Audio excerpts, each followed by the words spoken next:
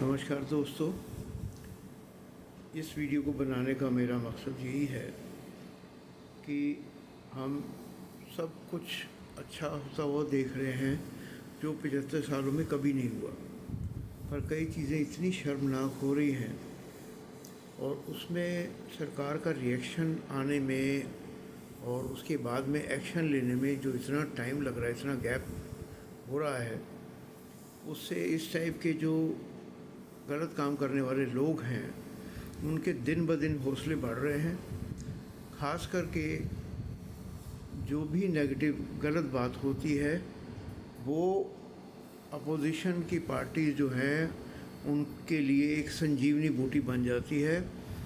वो सिर्फ यही प्रयास कर रहे हैं कि कौन सी चीज़ पे हम इस गवर्नमेंट को दबा दें, इनको बेइज्जत कर दें, और इसका परिणाम भी सामने आया है, जैसे कि कर्नाटक वगैरह में हुआ है, जो चुनाव में दूसरी पार्टी जीत गई है।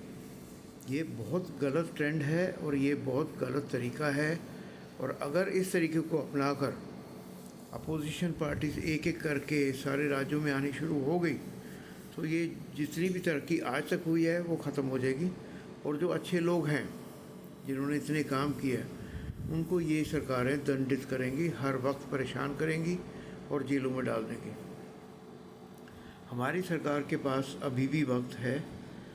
आपको किसी भी तरह से कोई भी गिल्टी फील नहीं करना चाहिए।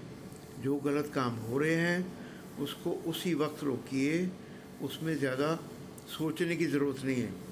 अगर आपको कुछ बलि के बकरे बनाने भी पड़ते तो बना दीजिए, बिकॉज़ अगर आप कुछ एग्ज़ाम्पल नहीं रखेंगे लोगों के सामने तो लोगों को डर नहीं लगेगा। लोगों में डर बिल्कुल जा चुका है आज की तारीख में।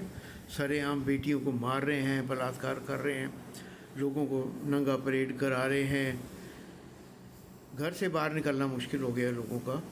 और इसमें हम एक दूसरे को दोष देते रहेंगे, बट कारण ये है कि भी हम मीडिया में सिर्फ नेगेटिव चीज़ों को हाईलाइट कर रहे हैं, और इसका सबसे अच्छा तरीका यही रहेगा इन चीज़ों को संभालने के लिए कि एक तो आप पूरी तरह सख्त जो है कदम उठाएं, बिल्कुल सख्त, जो सबसे सख्त हो सकते हैं।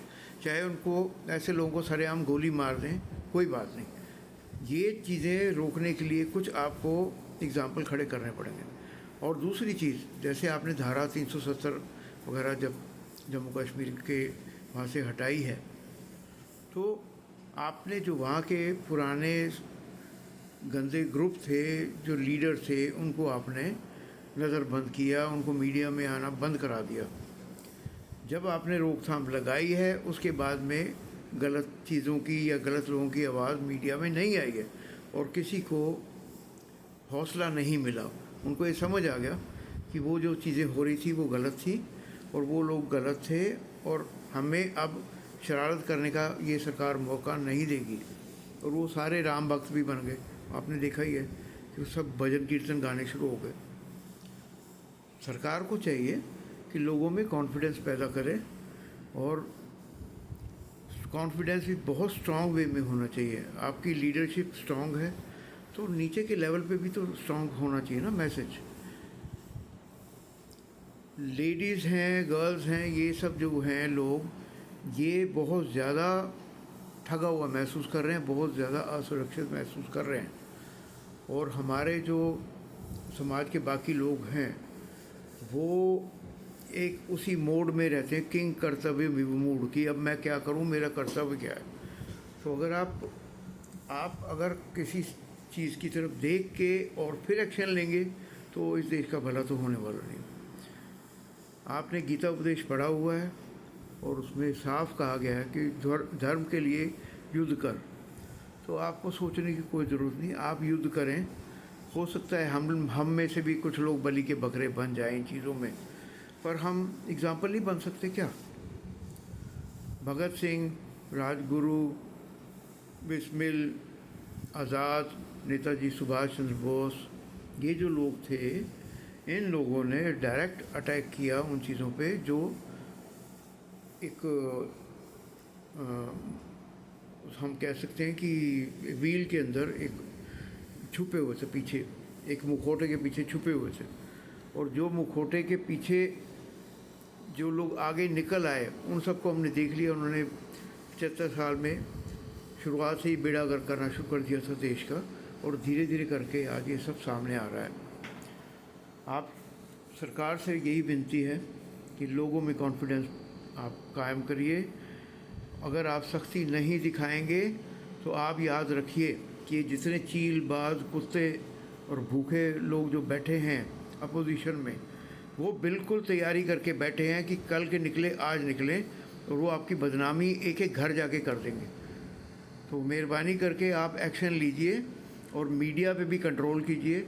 मीडिया में कोई नेगेटिव चीज़ ऐसी नहीं आनी चाहिए कि जिससे सरकार का ये लोगों में एहसास हो कि ये सरकार निकम्मी है, कुछ कर नहीं सकती। आपको एक्शन लेना है, आपको पॉजिटिव मैसेज देना है, और गलत लोगों को आपको वहीं का वहीं रोकना होगा। अगर आप ये करेंगे तो जाके आप मान सकते हैं कि ये भारत सुरक्षित रहेगा, और जो है लोग अपने आप को कॉन्फिडेंट फील करेंगे, और ख़ासकर हमारी बेटियां, हमारी बहनें, हमारी माताएं, वो खुश रहेंगी और सुरक्षित महसूस करेंगी। पर इन सब के लिए आपको ज़ोर लगाना पड़ेगा। आपके पास सारी पावर है। अगर आप इस पावर का इस्तेमाल करेंगे तो ये देश बच जाएगा। अगर आप इस पावर का इस्तेमाल अब नहीं करेंगे तो फिर वो पावर छिन भिन्न हो जाएगी, आप भी कुछ नहीं कर पाएंगे। धन्यवाद।